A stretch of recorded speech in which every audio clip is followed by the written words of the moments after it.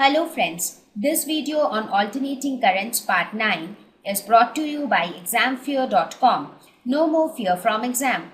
Please make sure that you have watched all the videos till part 8 before going ahead with part 9. So now we will represent the relationship between voltage and current with the help of graph. So what was the expression for voltage? That was the applied voltage. It was equal to Vm sine omega t. And what was the expression for current which we obtained? It was Im sine omega t minus pi by 2. Right? So what does these two expressions tell us about the phase between voltage and current? It says that they are out of phase by pi by 2, and current, since it is omega t minus pi by 2, that means current will lag behind voltage. That means if voltage is this graph, what will be the graph of current? Current will lag behind because it is omega t minus pi by 2. That means the point where your voltage reaches maximum, current will reach maximum after pi by 2. Let us suppose voltage reached this value at this time, right, at omega t1. Now current will reach maximum at this time, that is pi. So that means after how much time current reached maximum? This is pi by 2. This difference is pi by 2, right?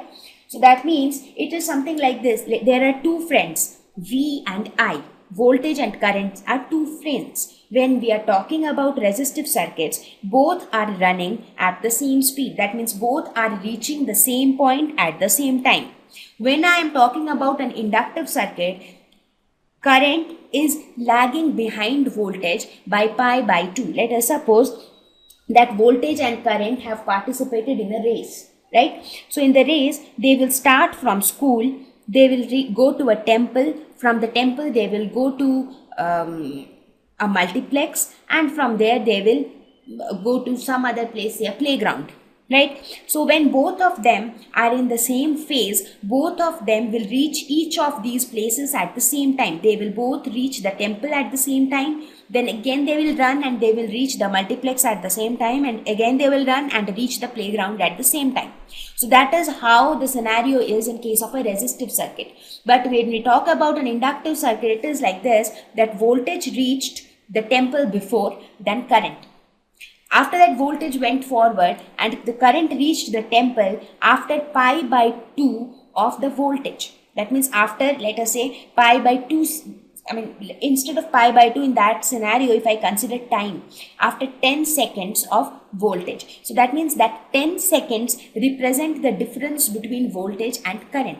Similarly here, when we are talking about phase, this pi by 2 represents the phase difference between voltage and current. And since it is minus pi by 2, that means current is lagging behind. So the plot would be somewhat like this. This is voltage. So for current also you will plot the same sine curve, just that it will reach its values pi. You have to start plotting the curve pi by 2 times after voltage. To make things simpler, you can also plot it like this. Let us suppose first you plot your voltage. So this is your voltage. Now this is 0, this is pi by 2, this is pi, and this is 2 pi, right? This is how it is plotted. This is your voltage. Now you have to plot current. You know that current lags behind voltage. That means current will be after voltage. So current will start after voltage. After how much time? After pi by 2. So you can start plotting a sine curve from here.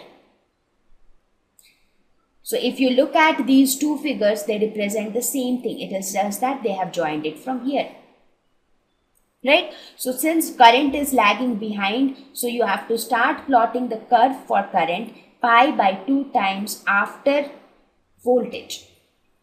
Clear? So what did we observe in case of inductive circuit? Voltage and current are out of phase by pi by 2. Current lags voltage by pi by 2. Average current over a complete cycle is 0. Average voltage over a complete cycle is 0. That is quite obvious because over a complete cycle, again the same scenario, the positives and negatives will cancel out. So the average current will come out to be 0 over any complete cycle. Thank you. Please visit examfear.com to watch free educational videos, try free online tests, get the best quality study materials, study from the best tutors and mentors, and much more. Thank you once again.